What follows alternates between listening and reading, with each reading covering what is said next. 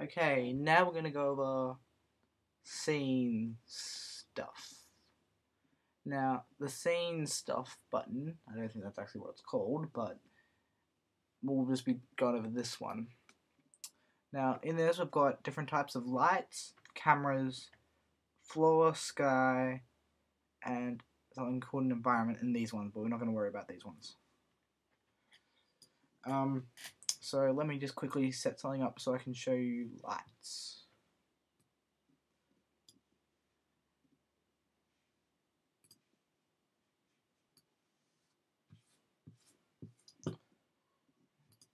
Sit on, create a sphere.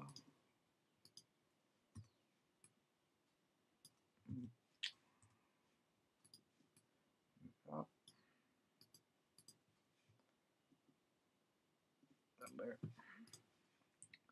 Now, at the moment, you'll notice everything has lighting on it. That's because we've got the auto light on at the moment. So if I hit Command R, so it renders it, everything has some kind of light on it. If we create a light, the auto light turns off automatically. So we'll move this up.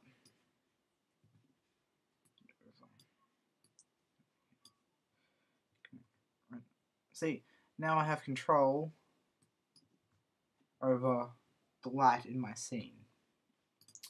Now, there's a lot of stuff to do with lights. There's all these. So let's just quickly skim over them. Intensity, that's how bright it is.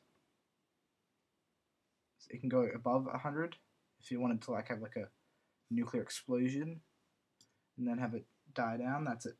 Whoops. So back to 100. Color, obviously what color the light is. Shadow. Now, at the moment it's got none. Let's set it to soft. Command R. See, now I've got this circle behind our sphere because it's casting shadows. That always makes it look very professional. There's two types. There's shadow map soft and raycast hard. Obviously, it depends on what effect. This one.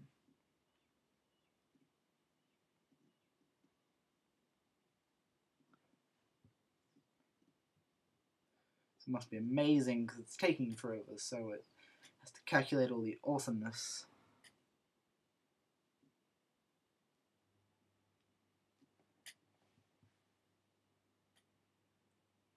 And you see, this is probably the most realistic looking. Sorry, you'd probably have it set to maybe soft while you're making it and rendering it to see if it looks good, and then on your final product, you'd set it to that and leave it overnight or something. If you had a big scene with visible light. Now, if you've ever been like in a room, it's like dusty or something, it's got smoke in it, the light is visible.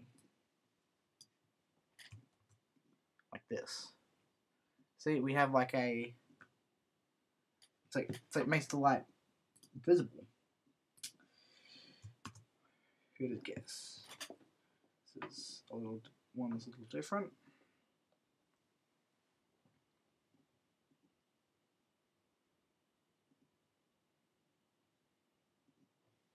And you get the idea. Okie dokie. What else does that cover? Coordinates, general details, contrast, fall off.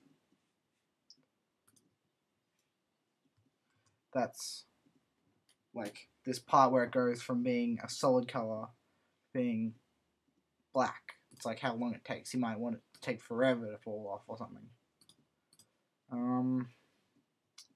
Visibility, that's just more on the visible light. Shadow, this is more on shadows. Noise, if you want it to be illumination. I'm sure it is.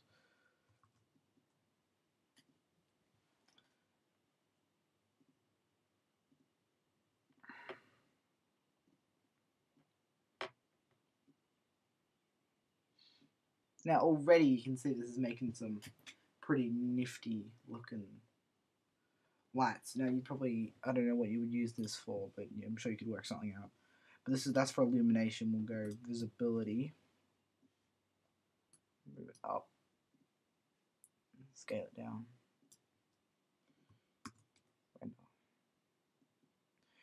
Now see, that looks a lot more like it would be a puff of smoke or something. If you were filling a room with smoke, that is. Now lenses, we'll go red.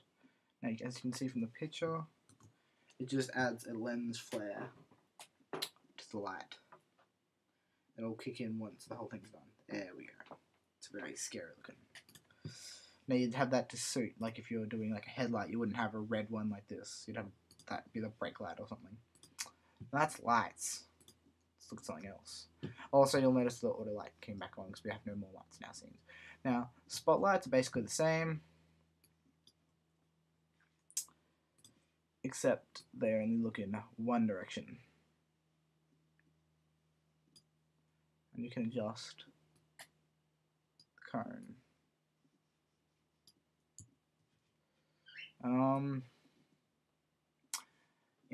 Infinite lights, that's like for creating things like suns, even though there already is a sunlight, but whatever. We'll create a camera. Now, cameras are both useful and tricky. This is what you would use if you wanted to have like an animated, like that looked like the person view was moving. Like you can't do that without a camera. You can have stills, but you can't have a moving image, like the person moving like this, panning in and out. It wouldn't work. Okay, now you'll notice that when I scrolled, the camera got left behind, and we can move it around like any other object. It's pretty obvious what it is. See what the little camera, it's looking that way. Got all these.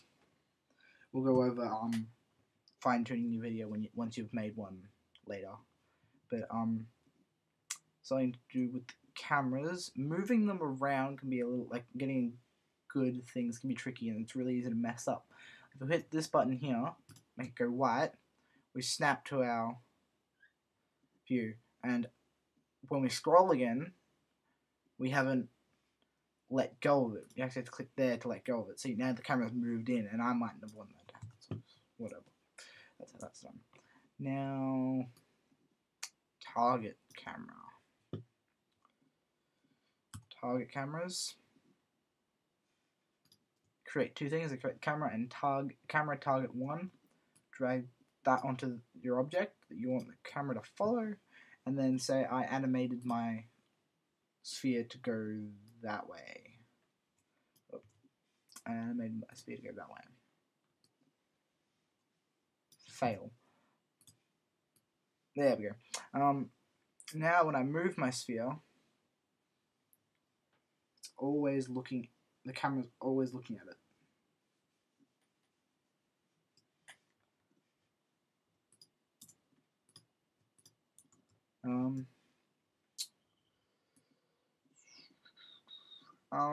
Floors. Now, at the moment, I'm using a plane to simulate like a floor. If you wanted floors, this one doesn't look very big, but it's never ending. Now, this is very useful if you just want a simple, never-ending floor. You can apply materials to that and stuff as well. So that's useful. Skies. Skies, you would apply your skybox to this, and later I'll show you where to get some skyboxes. Now it's a different color. I could just create material for demonstration purposes. Make it red. Throw it in the skybox. Ooh, that's bright. And now I have a horrifically red sky.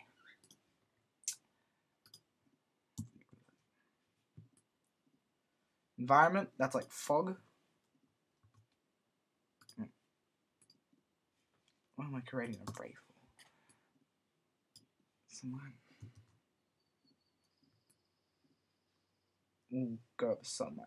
Now, sunlight. Cover the environment. Sunlight is that. Render. That's a nice looking sun you have there. The same effect can be achieved with an infinite light. This is just an easily made quick one because it's even got the same icon as the infinite light, because it's the same thing. They've just changed it, make it easier for creating suns. And that's it for scene stuff.